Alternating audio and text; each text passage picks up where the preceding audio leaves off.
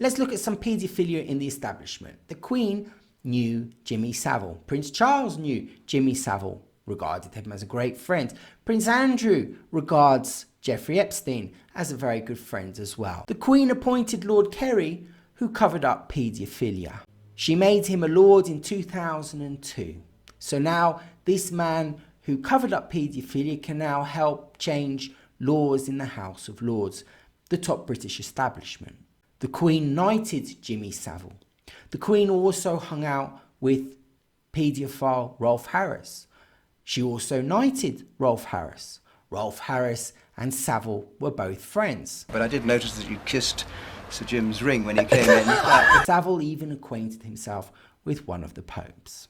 Margaret Thatcher, the female bulldog, was made a baronet in 1992. Savile and Thatcher were very good friends. Thatcher invited Savile to Chequers for many Christmases. Thatcher had in her parliament, and I think in her cabinet, Peter Morrison, who was a paedophile. Peter Morrison was knighted.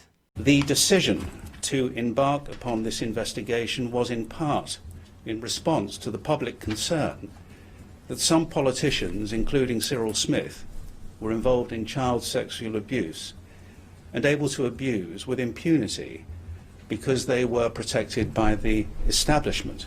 The inquiry was told the Prime Minister at the time, Margaret Thatcher, was aware of the claims against the MP when she approved his knighthood. And now the inquiry's found new evidence of a cover-up.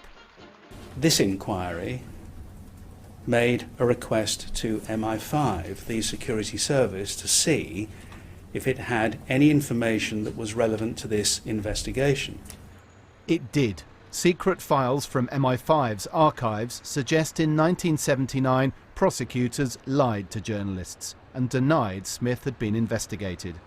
Smith was re-elected in greater numbers than before, and far from diminishing him, the allegations appear to have had absolutely no effect whatsoever.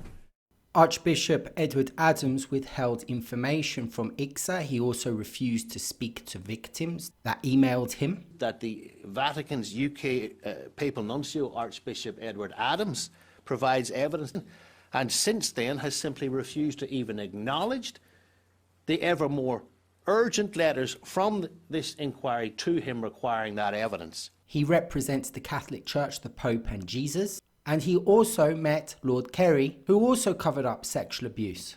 After he didn't give evidence, he suddenly resigned. After his resignation, he was met by the Queen. It seems that the Crown endorsed his actions. Two heads of two churches, the biggest Christian churches, the Catholic Church and the Church of England, have both withheld evidence, and they have allowed children to be sexually abused.